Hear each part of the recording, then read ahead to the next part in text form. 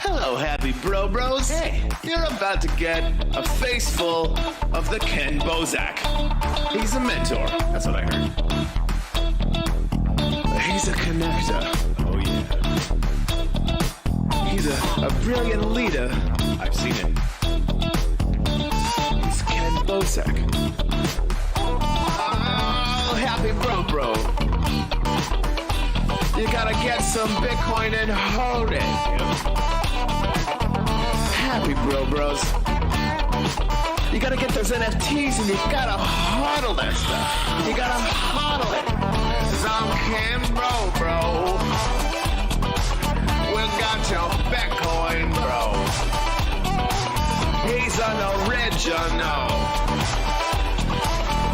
Buy some NFTs and hold them. How many times does he have to tell you? Going to the moon. Going to the moon. We're going to the moon. We're going to the moon. Going to the moon. We're going to the moon. We're gonna get real high. We're gonna get real high. We're gonna get real high. We're gonna get real high. Yeah, we're going to the moon. We're going to the moon. Bro, we're going to the moon. Oh yeah, we're going to the moon. We're gonna get real high. Real high. Yep. Real high. Hello, happy bros. Come get some Kenn Bosak.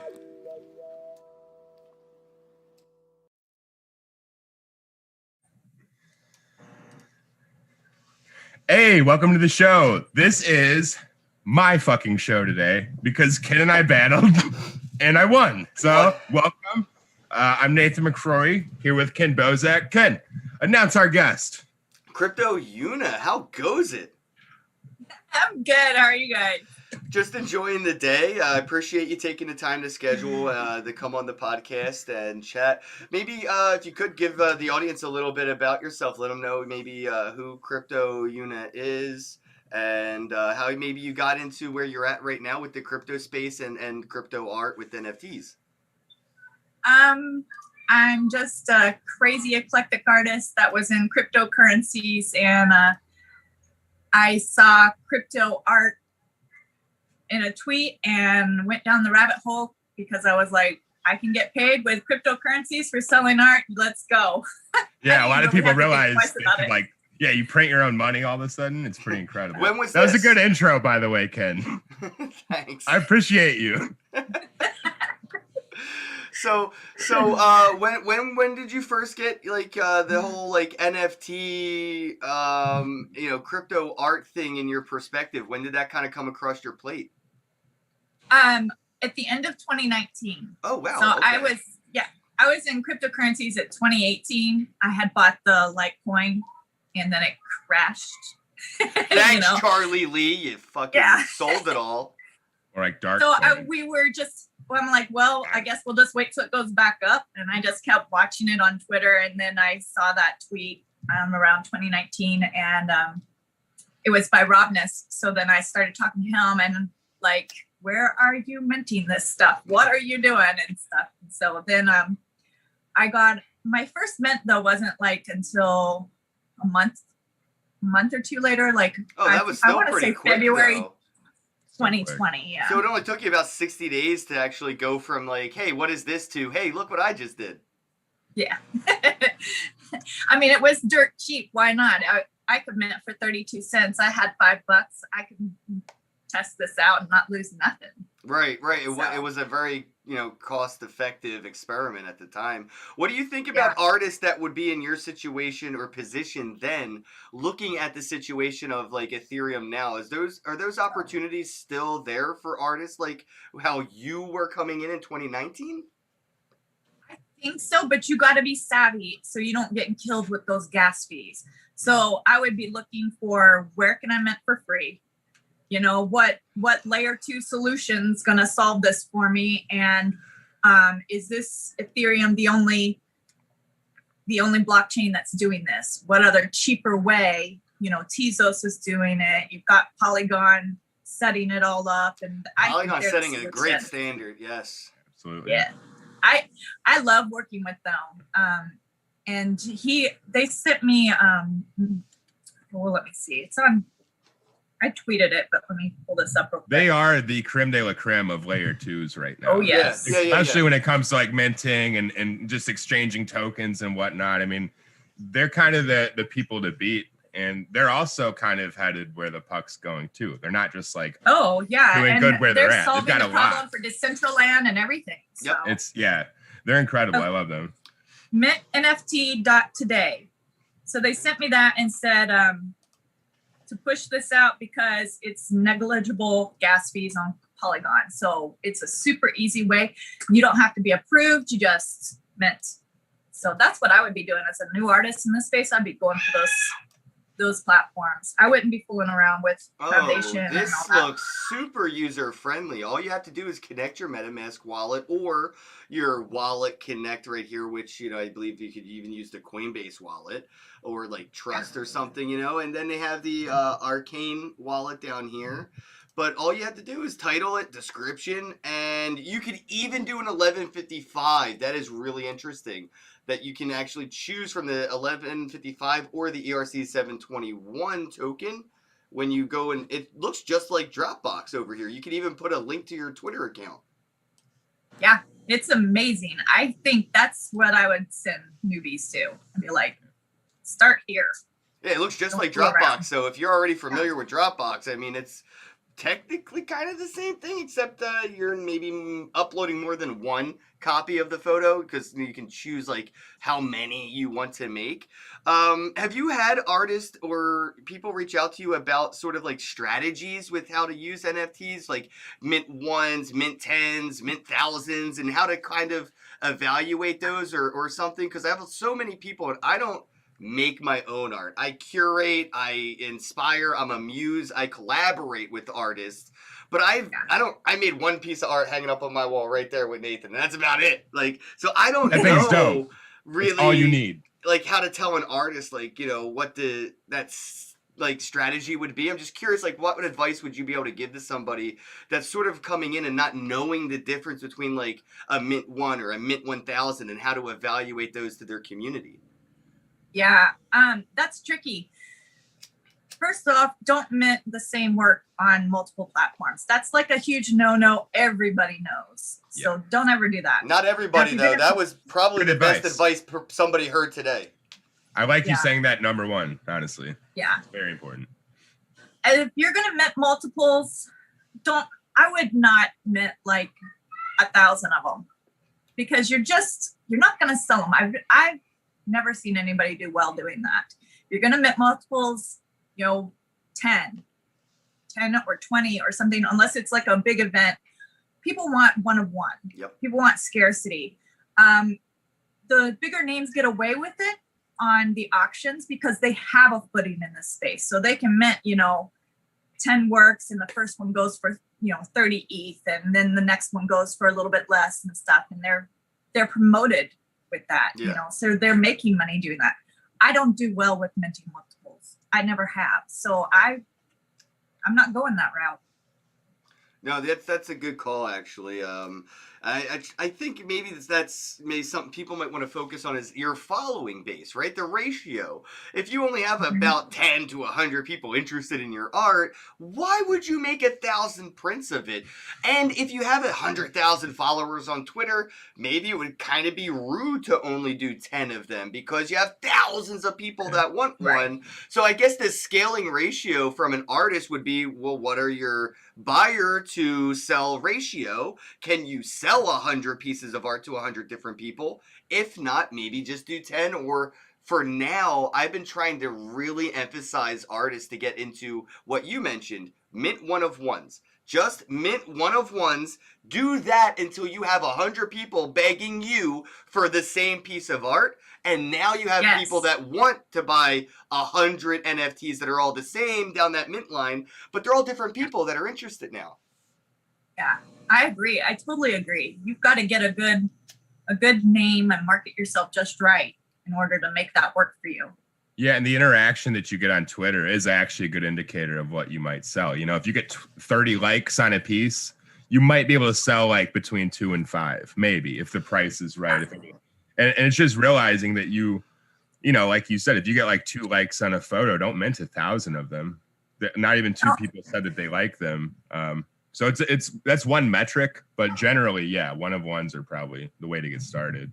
And there's a difference in what you're minting too. Like, so the OG works that I did, I had like some of us trash artists, all of us in the picture. So I knew that they would want their own copy. So I put like 5 or 10, you know, just so the guys could grab their own. You know, I think that's a little different if it's just something special for friends and stuff. Actually, I was hoping that, you know, Ethereum would, well, I was really hoping Ethereum wouldn't look like this around this point in time of mass adoption. Like you mentioned, though, you know, Polygon and Matic and, you know, second layer solutions are there, but I was hoping to see more NFT, not for value, just like, you know, an infinite, yeah, for fun, right? Like an infinite print of Christmas cards, right? Like, how cool would it be if I could just go on Nifty Gateway and just get a $1 Christmas card NFT by, you know, Beeple? But nobody wants to do infinite things just for fun, right? And even like non-transferable, non-burnable stuff, like, I would love to get an NFT from somebody that I can't transfer, can't burn. It's just like a badge of honor that's stuck in my wallet that I either earned or purchased or traded for. But like those metrics just aren't really there because of the cost of production on Ethereum. Nobody's going to make free birthday cards on, you know, 24 karat gold. It's too expensive. Exactly. Exactly. But I mean, maybe we'll see it with Polygon, you know, or with other blockchains like you mentioned, maybe Wax. I don't know, but I would love to see. Do you think Cardano releasing smart contracts and introducing it, they're going to do NFTs? Do you think that that's going to really throw a wrench into the mix for things like Wax that are trying to come up and meet Ethereum's kind of not popularity, but I'd say volume at least? They want users, you know? Well, for me, it's legacy, dude. You know what I mean? Like, Cardano's cool and all, but Wax got that legacy. Same reason why Ethereum's still cool. It's got legacy. It was here first, you know. It's everybody else is the new kid at school, so Ethereum's like the popular, you know. So you don't see like a mass jumping of ship coming now. Nah, dude. Not unless you have a time machine, right? I mean, that's everybody thinks the next Bitcoin will be something else. I'm like, you're gonna need a time machine to be the next Bitcoin because Bitcoin will always have that legacy. It's the first honeypot. It's the biggest honeypot. In order for anything to be the next Ethereum, you still need a time machine, bro. Right. Yeah, because all the ETH killers they're not ready. They don't know. They're the ETH killer like is Polkadot, Cardano. It's like, yeah, it's like all these other things. Well, we already saw the ETH2 thing pop up on Coinbase. Yeah, I did. I saw that. Did you see that, Yuna? ETH2? Mm-mm. I saw it on Coinbase the other day. I tweeted it out. It blew my mind. I'm like, bruh. Like, it's like just ETH2. So they're already staging it. If they would do that, that means that they're closer than people think. Yeah. Yes. Yeah, because everybody's like, well, we don't know when that's going to happen, you know, and that's the whole. They don't want people to know, because then everybody would put their product out today. That's what we're here for, though. We're beta testers. We are beta testing the technology that isn't ready. It isn't finished. And I don't hate Ethereum to hate Ethereum. I hate the fact that it doesn't work the way I want it to, you know? And a lot of people think like I'm an Ethereum hater. It's like, you don't understand, bro. The Ethereum ICO got me into Bitcoin in 2016, hearing Vitalik talk about, you know, the Internet of Things, and then hearing Andreas talk about the Internet of Money. Ethereum to me was the chain that clicked the light bulb above my head to make that go off. I am a huge fan of Ethereum. I just think that it could work much better if the developers had a fire under their ass like they did in 2018 when CryptoKitties broke Ethereum to complete and utter shit. They got off their ass and made Ethereum like 3 days later. Boop, da doop, doop, doop. Hey, look how much better it is now. if we had that motivation for the Ethereum developers right now, 2.0 would be here. It's all like, to me, Apple product marketing, you know, like holding back features for future updates on purpose kind of a thing. Like, I feel like we could have had a fingerprint scanner in an iPhone years ago. They just wanted to hold it back until like they needed to release it to get some attention. Right. I think Ethereum's doing the same thing with 2.0. I think they're already ready. I felt like it seems like almost a year ago now they were putting it on like Spadina testnet, or no, Spadina was on the testnet, and they were gonna, you know, try to introduce this thing, and it crashed, and we started over. But it's been so many things. I think the reason you're seeing it's happening now, like you said with Coinbase, is because of the whole carbon footprinting saga that happened, and they're like, don't want that bad rep because that will solve all this problem and clean it all up, you know. And we forget how much electricity and waste and all these things that the traditional banking industry cause.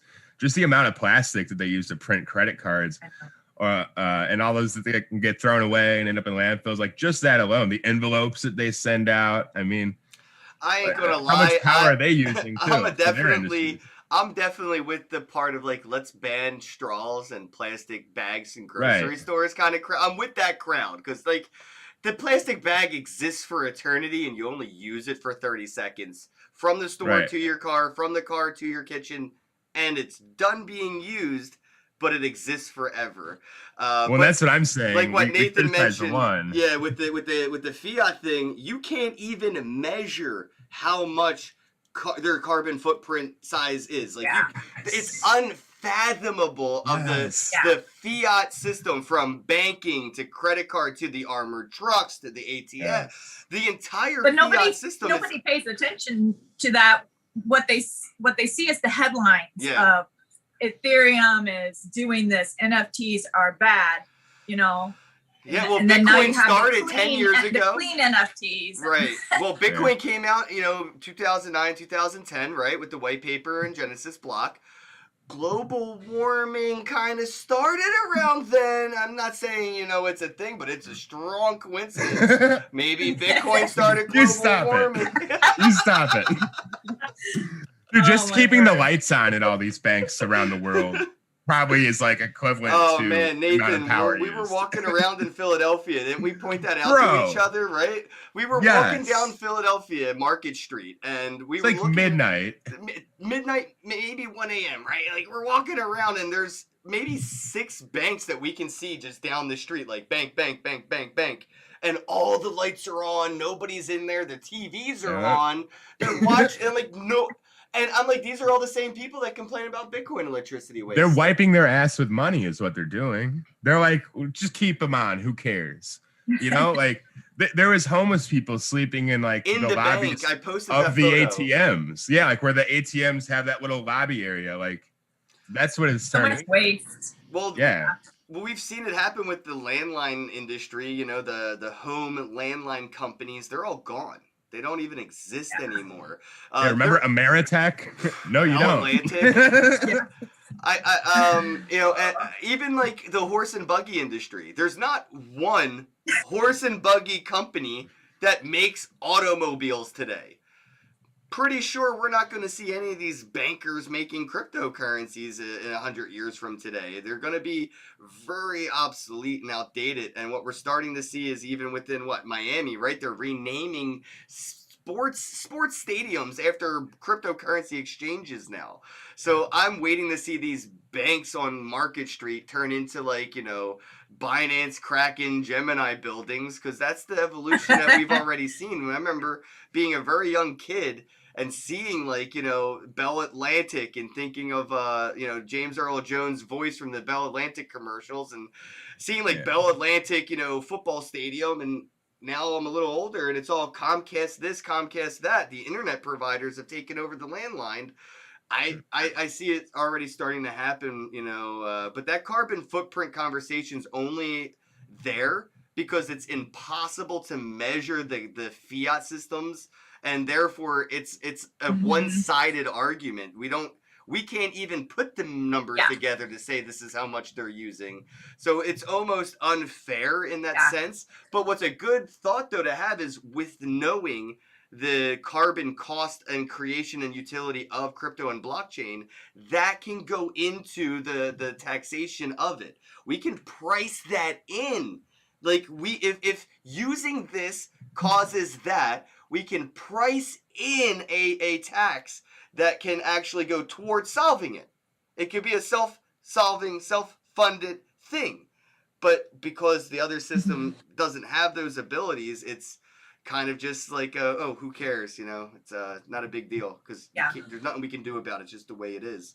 Do you think, you know, we're going to move away from seeing, you know, currency with dead presidents backed by governments to potential currencies, you know, with artists on it, you know, like a potential Picasso dollar bill, a Beeple 20. I think that's where we're headed. I'm just curious what you think, Yuna. I don't know. It's so weird. People already have their own social tokens. So I guess that's just the next step. Let's just print it out. My friend launched one the other day. I have a friend that's a producer. He launched Blat. So shout out Illmind. So yeah, you see it constantly. Oh, I should have grabbed it. I have a physical, I should have showed you this when you were here, Nathan. I actually have a physical bill that has computer components on it. It's called the Hong Kong dollar thing. If you were at World CryptoCon in 2019, you may be familiar. One of the Winklevoss twins, I think, gave this to me in New York. Actually, yeah, Winklevoss. I think it was at Consensus I got this. But they had a demonstration at World CryptoCon in Vegas. But it's a physical bill. Has all these little chips on it. I'll post a picture in Telegram later. But that's how I would imagine we'll be using NFTs as physical stable coins. And I don't think people are really ready for this. But I do personally believe stable coins was like a very early beta test. And we will see stable NFTs very soon, where you know, it's one NFT is equal to one USD, especially since Wax has now bridged the Ethereum bridge over to Wax with USDT. So now we can have Tether. I think we'll be able to start to see these NFTs that are going to be able to replace stable coins much easier. I don't know. And then again, like Yuna said, we'll probably have them physically. Or does the US just buy a blockchain, like just buy out USDC and be like, all right, we use USDC now or something? Can they do that? I mean, I'm wondering, why would they allow everybody else to run currency? Yeah, the thing with USDC is crazy. I don't think so. They would definitely want to be in control of it somehow. Yeah. They'd probably give everybody like a government issued wallet where you go to here to download it. You enter your social security number. It gives you an address. And they could just take your taxes when they want to. Would you use would you use a like Beeple dollar, Yuna? Would you like shop around with Beeple dollar? Because I feel weird using Lincoln's. No. You're not using a Beeple? You wouldn't spend your Beeple? I'm saving that dollar. It's like a $2 bill. It's like it would be sort of valuable, but not really. Weird. I don't know. That is weird. People definitely collect $2 bills out of like just because they like them. Like nobody really. We almost had to spend one. We almost had to spend one the other night. I feel like. Oh, that's funny. Yeah, for the thing, I almost had to break down and do it, dude. That's crazy. Yeah, it happens though. Like I don't know. I think we're definitely at that stage though where we see at least NFTs acting as, you know, currency. People are already at the stage of like collecting one thing and trading it for the other. I don't see the difference at some point. Yeah, if I had a Beeple dollar, I'd just trade it in for the cryptocurrency I want. Yeah. Or get two, save one. Well, that's the same thing with the US dollar, right, Yuna? If you have, you know, a $20 British pound, right? A 20. Yeah. I don't know what they call them, but they're not dollars, right? They're like something else. Anyway, if you have like a British pound though, and a sterling, right? And you don't want that. So you're just going to trade that with some queen's face on it. And you're going to trade that in for a local currency, probably US dollars. So you can go shopping with it. And yeah, I think that's how a lot of us are probably going to play around. We're just going to accept whatever for whatever, because I mean, most of our wallets are exchanges. Like, I don't know many people that have to leave a wallet to convert Bitcoin to Ethereum or Ethereum to Litecoin or Litecoin to Doge. All of that's done right now inside your wallet. You don't have to use an exchange. Well, isn't that what the Pi network, the Stanford university students set up that Pi stuff, and it's social currency to buy goods. It's not out yet, but you can mine Pi on your phone and stuff like that. But they're going to be setting up marketplaces for buying goods using that. Yeah. Okay, I'm in. I played around with the thing. Have you ever heard of Buns? No. Kids playing with buns. That's sort of their meme, but it's BUNZ, and it's a project I believe out of Toronto. But I've used it all around, and basically it's not a real cryptocurrency, but they started off as a Facebook group, and then they became like this crypto bartering group, and next thing you know, I can get a couple buns from doing things, and then I could trade it in for a beer or a haircut. So I love that. So and that was in like 2017, I was playing around with these like social coins where I could go up to a food truck and just be like, hey, I have some buns. And they'd be like, yeah, it's like 10 buns for a taco and a soda. And I'd be like, okay, here you go. But I got those 10 buns because somebody put out like a task that was like, can you come, visit my store, say hi, whatever. And in Toronto, there's like different tasks and ways to earn it and different things. You could even sell stuff to get it. It was just, but it's all centralized. So to see this coming out in a decentralized way, I'm hyped for it. I want to accept, Yuna and then convert it to, fiat and then pay my rent or whatever the case may be. Yeah. And I don't think we're very far from having that ability. Seeing things like, BlockFi, Celsius Network, all of these crypto lending platforms that are out there, I am very sure that they're looking at NFTs right now, trying to figure out how do we collateralize these? How do we pay people interest on their NFTs? So I could get a unit, put it in my Celsius, and then earn USDC just for holding my Yuna in Celsius Network. And I don't think we're very far from that. Yeah, I agree. There's companies doing like under collateralized lending right now. Like Acropolis, I think, is one. There's a lot of companies out there doing some crazy stuff, and the NFT game is what could change that for sure. And I think everybody's looking at it like art right now because they see like what people did and what a lot of these artists are doing, selling big art, and they're forgetting about all the specific use cases. Like even like odometer readings on a car, just simple dumb things that we don't think about that are actually pretty important. That's where the future of NFTs probably lies. Death certificates. Just weird stuff like that, birth certificates. So elections, like voting. So like the longest chain would win. I mean, it would make voting very simple. The government gives everyone it could make it way worse though. Yeah. But here's the thing. I could think about how to game theory that in 2 seconds. Are you kidding me? Yuna, have you done any airdrops recently though, with the way that the gas fees are kind of at, even with like, Matic or Polygon or anything? Have you done any airdrops? I haven't done any of that. I used to do giveaways all the time back in the day because it was just fun and I could clean up my wallet of things I didn't want no more. And I could just send them out and gift them and stuff. Do you remember being able to afford cleaning up your wallet? Wasn't that nice? Yeah. I would just go, hey, everybody, send an ETH address. I might use it. Yes. And I would get like 50 of them and I would just start sending them out because it's like $1 a piece, Yeah. I didn't care. Yeah. And it was fun. It was just like everybody was so excited and happy to get something, and you had this new thing come in and it was just imagine if you wanted to mail me a letter, just like you said, hey, put your shipping address in the comments below and I'll send you a handwritten letter. If stamps at the post office went from 25 cents a stamp for a letter to, I don't know, $125 to send a letter, would you write handwritten letters and send them out to people? Probably not. That's what we're seeing happen right now, unfortunately. But I love that you were doing that, and I know that will come back. I just mention it now, Yuna, because I know artists that are getting into this space without knowing Ethereum at like less than $1 transaction fees. That isn't even a feasible concept in their mind's eye. They can't even fathom the idea of just sending out 100 or 1,000 NFTs for free. How could anybody afford to do that? Yeah. And we used to have so much fun with it. Yeah. That's what I miss. I miss the really fun parts, the fun jokes that we would make, the memes, the rush the you get. giveaways. Yeah, all of it. It was Yeah. just, it was laughs and fun. And now it's so marketing serious. You know, you got to like really watch where you're spending your gas and how you're doing it and if it's worth it.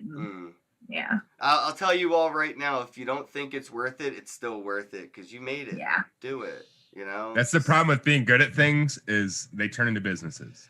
Yeah. Oh, And Mellow don't Fellow think sent a $5 super chat, said, Ken, you're awesome. Mellow Fellow, you're awesome, bro. Thanks a lot for the super chat. Shout Love out you, to Senor Joshua. Lupe.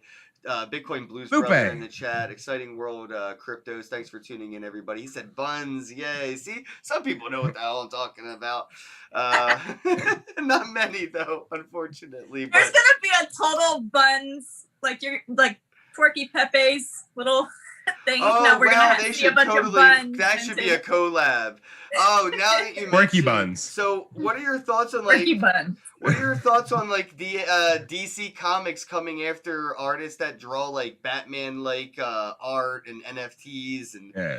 I'm just curious what your thoughts are on like legacy IP and artists making things like NFTs because you know if you were just a doodle on a piece of paper and sell that at a flea market like that's fine, but if you then put it on a T-shirt and try to sell it on Teespring, then you're probably breaking some laws somewhere with you know trademarked likenesses or logos and things like that.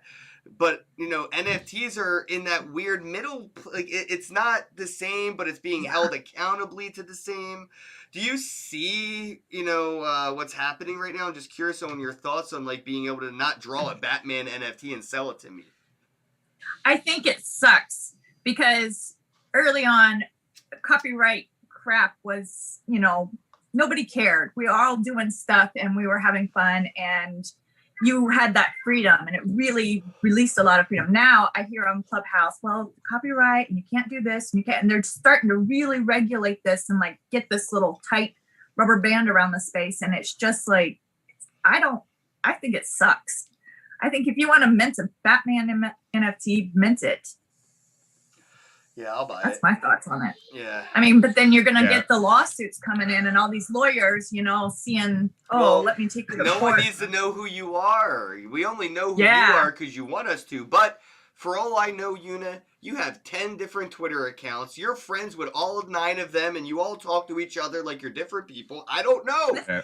I don't know. And there could be 9 other Yunas on Twitter that have verified Rarible stores making art that is so great, but I don't know it's all and the 50 same different artist. wallets. And so where did it come from? And yeah, whose wallet is this? And how can you? So Yeah. what are the repercussions then, right? So at this point, it's almost like game theory. Everybody should be making Batman art NFTs and doing it anonymously. Yeah. Yeah. Maybe that's the solution if you really want to. Yeah, I think we're all in trouble. Like we've all done something. We're all in trouble. Right? We're all kind of. I'm probably in trouble just from talking to you two for some reason. I mean, I don't know. And this is crypto, so like we have no idea what's gonna happen. Too, though. Like I remember with the trash art, I was minting, and we were taking things and remixing them and minting and fun. And then I didn't even think about like somebody's like, well, maybe you should be asking the artist if they want you to use their avatar picture. That's their artwork, and I'm just like, oh, okay, I didn't think about that.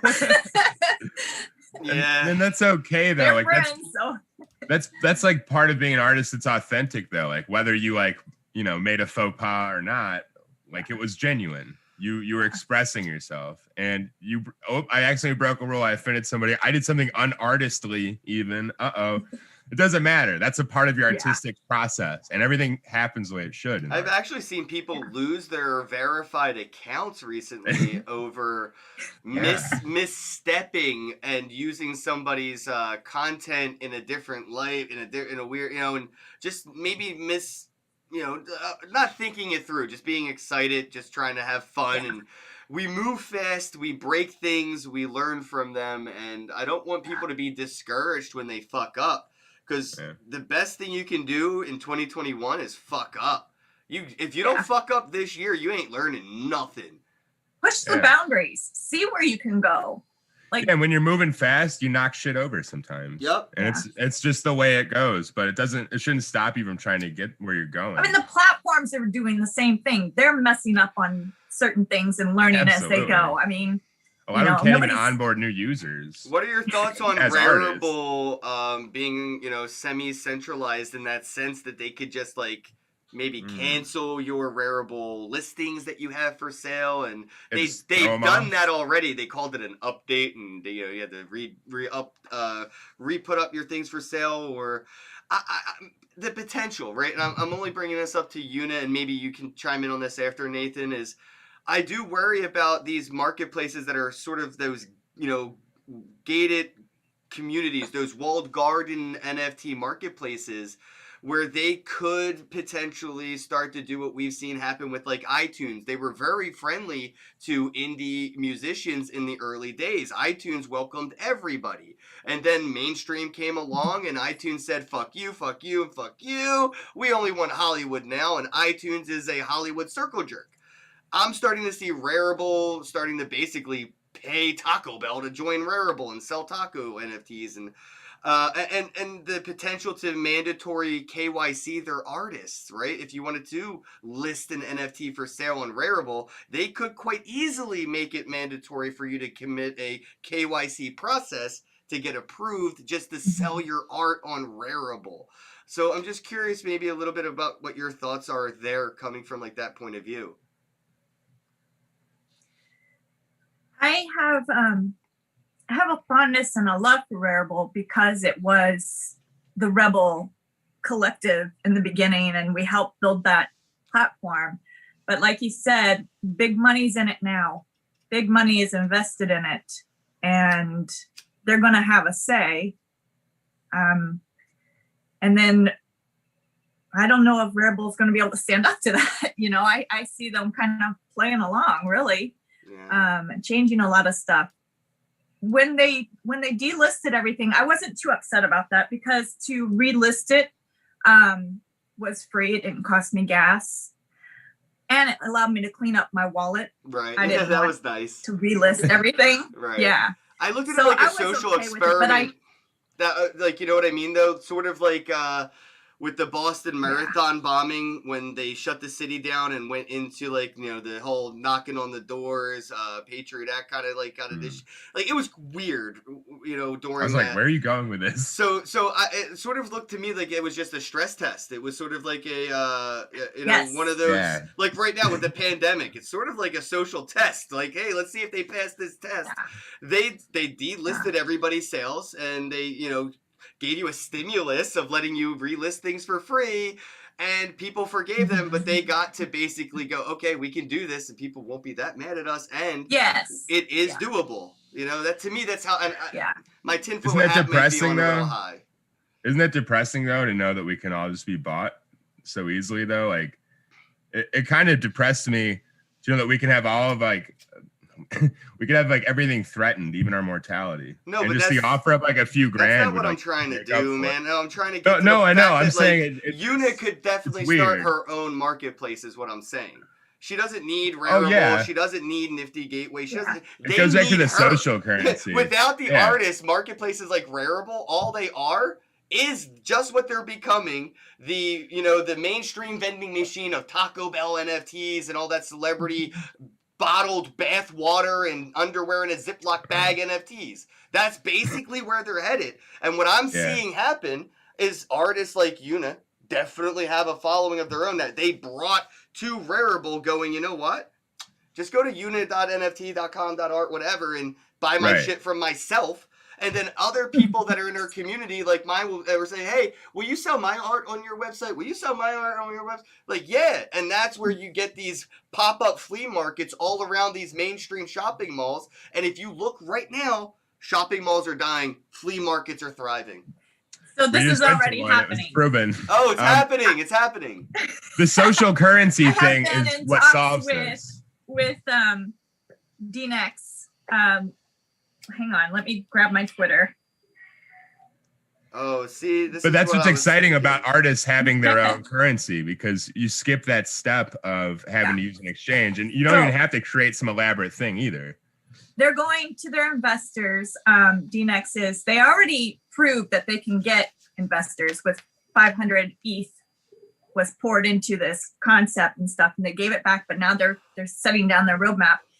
And he even asked me for the second time this morning how he can present it. Why would I want a marketplace where I can sell my own NFTs? Why would I want my own website where I can sell my own NFTs? Well, I'm sick of having to send people all over the place to these different platforms. I want my own streamlined website. You like my work, you buy it right then and there. And I no can, matter what blockchain? Nice. So this is already, they're already working on that. Interoperability. That's what I was hoping to hear. See, this is why I mentioned it. And I knew that, from following Yuna, you'd be probably ahead of this because, it is something that people will think of when, they're trying to future-proof their art. And this is the encouragement that these platforms are giving us. It's not so much to build them up bigger. It's how about Rareable's just a means to an end, and that end being your own damn Rareable that you build that people go to. Yeah, because showing us something for sure. I submitted my work to Sotheby's, and they want links to see all your work and your portfolio. Instagram looks like crap. Oh my God. Why do I want to send them there? Where do I have work all over the place? So which one do I pick? I want my own website, streamlined, beautiful, professional, and it's showing my sales, like I'm not just some fluke artist. I want to be able to prove the work and its, valuability.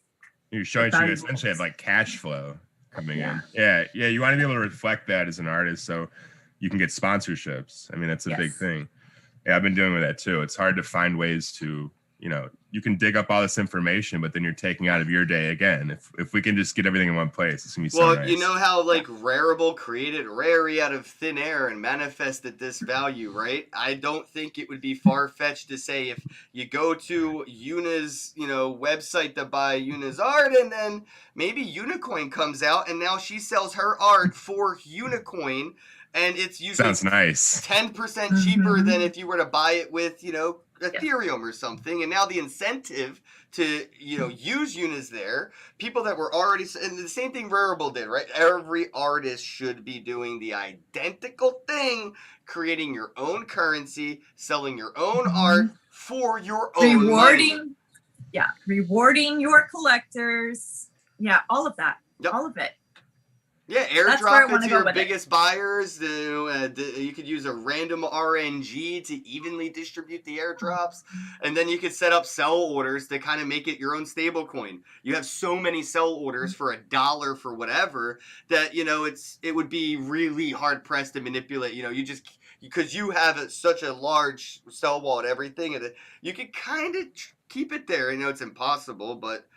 I think people will be able to play around with this and experiment, and we'll see, these social stable coins where, like, for me, I have Kenn coin, it's not really like a thing, I'm just experimenting, but 1 Kenn equals 1 Kenn. BitClout.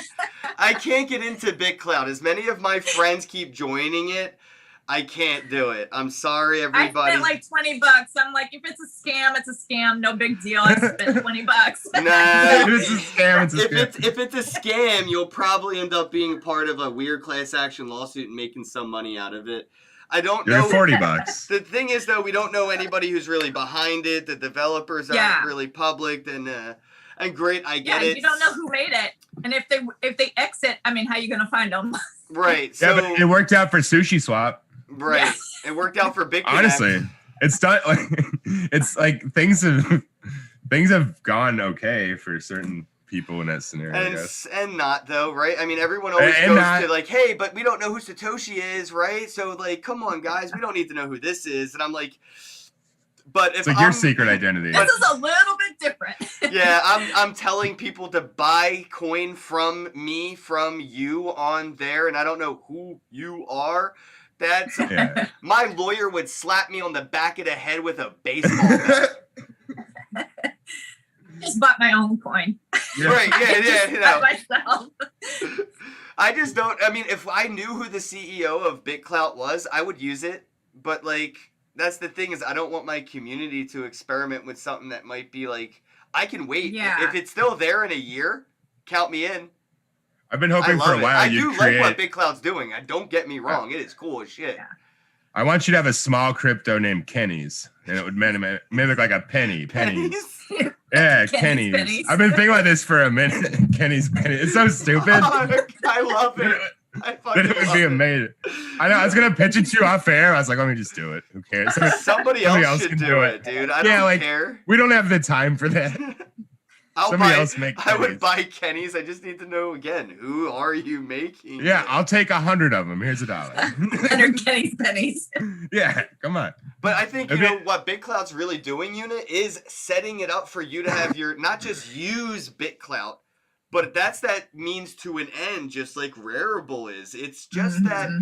You know, AOL, the intranet, right? We all used it, and then our friends would tell us to go check out this website. We would type it into AOL and hit enter, and nothing would happen.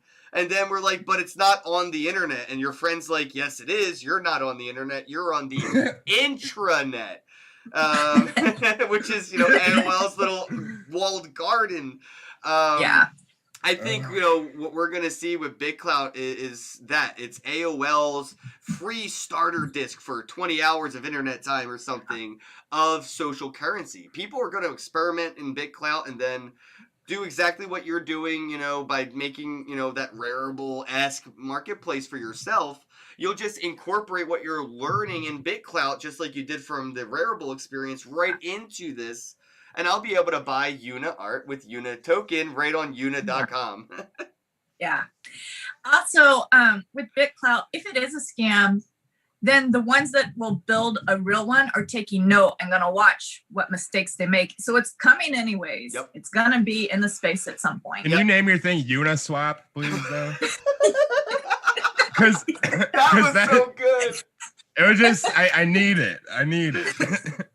Oh, that'd dude. be so Uniswap and the Yuna token. It would be just the perfect troll to everything. Oh man, that is so good, bro. I love it. That is great.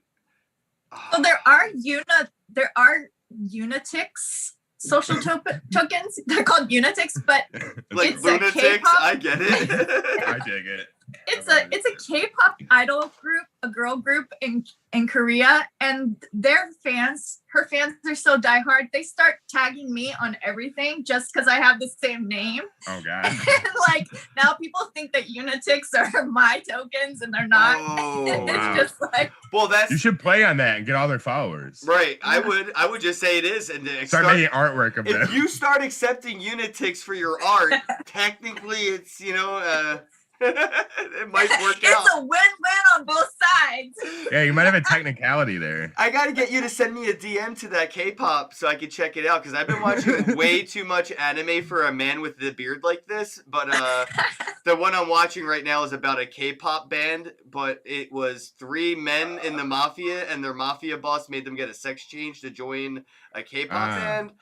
That old story. Yeah, that old story. You know, the anime normal things, and Heard it 1,000 times. The anime I'm watching is basically like a K-pop type of an anime, and it's about men, transgender K-pop singer, mafia hitmen singer. I don't know. It's amazing. It sounds makes complex, total sense. but I like Makes it. total sense. It's like a mole sauce. Like it's just there's a lot of ingredients. The way that we've been seeing the mainstream talk about NFTs though right now is we're a fucking joke again. It's weird, right? Like people sold a piece of art for $69 million, yet nobody wants to take any of us fucking serious. Even Beeple is a joke. No, hear me out, man. Like Saturday Night Live did their whole little thing. Like shout out to Pete Davidson. Like that shit was funny. And they were very educational. It was very informative. Like I don't think that if you watched it, you didn't learn anything, but it was still like, we are that. We're a joke to the real Parody, world. yeah. We're a living parody. At some point, though, like, what do you think, like, the joke's on them? Bitcoin's at $60,000, and they still don't realize that they're laughing at themselves. Yeah. Oh, well, also, too, I'm pretty sure PAC's going to be on Sotheby's, and they expect it to go higher than Beeple. So I think people were, like, sit up and take notice of stuff like that, where millions are coming in.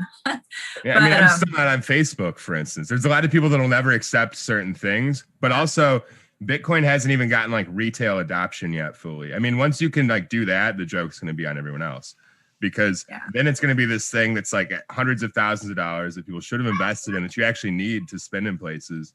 And then NFTs are going to be this like awesome world that people, you know, start FOMOing over again. It's just going to ebb and flow, kind of like the Bitcoin chart itself. Look, Mark Cuban is investing millions into every site. I mean, like he's got his little hands in all of it. So I mean, that's someone that's smart with business, smart with his money. Yeah. And the same way you would put $1,000 in this altcoin, like he's doing that with different platforms. I mean, I will encourage people, please YouTube Mark Cuban worst investments on Shark Tank. He's not that fucking smart. He's really not. I'm just saying though, for the record, that dude has bought more shit coins than I have, but in people on Shark Tank. You know what I mean? Like shit Shark Tanks or whatever. Like that's tough. Just saying, if he's investing in an NFT project, that doesn't mean it's a winner. He turned down Ring. Ring. Remember that. Yeah, that's true. That's true. I forgot about that. It's like one of the biggest companies in the world right now. Yes, that dude fucked up, bro. I was sitting there watching it air on TV going, I wish I was accredited. I wish I was accredited. 2 years later, Amazon buys it for $4 billion. I wish I was accredited. In his defense, a lot of those people are con artists. Well, that's the thing, though. He's gambling. No, he doesn't know what to believe. This is new era con. That's what I'm saying. Mark Cuban's probably getting conned more than not right now because he doesn't know what the fuck he's looking at. And from I have a friend. He can afford all the losses. This is all frivolous money to Mark Cuban. He does not. Yeah. He's not going to lose the mansion if all of these go down tomorrow. Dude, he's not losing sleep at night. That's for sure. But that said, he is encouraging people that are under his influence. You know, he's an influencer to people we can't even think about, right? So what he's doing is influencing a lot of people with a lot of money that are a lot smarter than him to look into this stuff. Exactly. He's, you know, suddenly you're going to have CEOs of these major companies really paying attention to, okay, what is this? Where's this money going? What's it doing? And they're going to be exploring it and really figuring out what they can do with it. Yeah. I feel like I called this out when Rarible did their airdrop. What was it, around Christmas time or something, right? I forget when they did Rary. It feels like a lifetime ago. I can't remember. I think it was September. Oh wow. Or a little bit of, wow. Blurting it was before Christmas. Yeah. So weird. But I remember when Rary did that. It's been a while. Time flies. I kind of called that they were going to use this money like they would have used it if they raised money from an ICO. You know, if Rary did an ICO and raised a lot of money through an ICO, what would they do with that money that they raised? Oh, they would probably go out and start paying people to use them. Duh. So I don't know maybe how much money they paid Mark Cuban, but I can guarantee that Mark Cuban is not here for free. Well, that's the dirty little secret of everything in business is once you get to that level, like, we're all friends behind the scenes. Like there's money passing from hand to hand. Right. Sure. That's what I mean. He's not using certain marketplaces because I'm sure he signed some kind of non-compete. You don't think he could get on Nifty Gateway with his stuff? Dude, are you kidding me? You don't think Mark Cuban that's my point. Yeah. That it would just be like easy. But I don't think he can. He signed an NDA, non-compete, and can't go to Nifty Gateway. He can only use Rarible. But that's my point. I bet you it's that way for a reason. Like he wouldn't have done this without doing what you said. There's no way he would leave that money on the table with other platforms. Right. I see Yuna's got to get going. I'm so sorry. I feel like we're. That's okay. We'll talk all day. My kids are hungry. Yeah, no, I hear them and I hear them and I feel bad. them. I got the munchies too. So tell them we're I've on been the same fasting, vibe. so. I guess, Yuna, to wrap things up, where can people go to get in touch with you, find your art, and if you have any way to join a community, Telegram, Discord, your website that you're building, let people know here where they can get more involved with what you're doing. I'm most active on Twitter. So if they're interacting with me on Twitter, I'm always going to be, talking to people there. There's so many things on Discord. I mean, they can join Woka, but I can't, like, it's too noisy over there. So mostly Twitter. I'm on Clubhouse sometimes now, and I post things on Instagram. My website, I have one, but I've got to work on it because I don't have, like, it's like totally blank. So yeah, Twitter. All right, check it out on Twitter. It's just that at Yuna, at Crypto Yuna. It's in the title of the podcast right there. Go ahead and give her a follow. Check out her art. And let me know what you think in the comments below. I appreciate everybody watching. There was way too many to shout out all these names right now. But I did see Love you. Gary, bro, said Mark Cuban invested in Mintable.at $5 million. Okay, wish I knew that before I overspoke. Is that why Mintable doesn't he talk to us invested anymore? in the Mintable, Rareable, Super Rare, Oh, so only the things he's invested in. Which, and Outlier Ventures. Huh? It's only things that he's invested in that he uses, which is really interesting. I respect it because I always tell people, why would you buy a pair of Nike shoes before you bought one share of Nike stock? Yeah. Right? You might as well buy a pair of Nike shoes after you bought their stock, right? Well, if every time you wanted an iPhone, right, you bought 1,000 in stock, you would be a lot richer right now than you were when you started. Whatever. I don't even like math. Senor Lupe in the chat, thank you very much. Yeah. I appreciate the super chats from everybody. So, love you. Ada Explorer said, here's 420. Hello, everyone. From Fat Baby NFT, here to learn. Fat baby. Fat baby. Fat baby. Get in my wallet. We got a super chat from Crypto Quandary. Said, love you guys. NFTs will shock the He's my manager. Another super chat from Mellow Fellow. $5 came in. Said, Ken, you're awesome. And we got another super chat from DJ Meat Popsicle. $4.20. Said, love you, bro. Thank you all for the super chats. I really appreciate the love and support. Thanks for tuning in. Give Crypto Yuna a follow and let me know if you pick up any NFTs today. Maybe I'll do something special for one of you guys if you pick one of them up. As always, have a day. Bye. Bye. Have a day. Yeah. Have a day. Hello, happy bros. Hey, you're about to get a face full of the Kenn Bosak. He's a mentor. That's what I heard. He's a connector. Oh, yeah.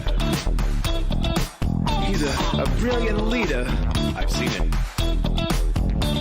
He's Kenn Bosak. Oh, happy bro. You gotta get some Bitcoin and hold it. Happy bros.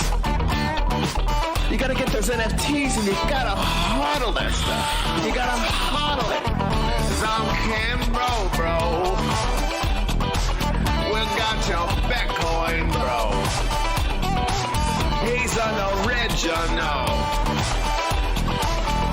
Buy some NFTs and hold them. How many times does he have to tell you? Going to the moon. We're going to the moon. We're going to the moon. We're going to the moon. Going to the moon.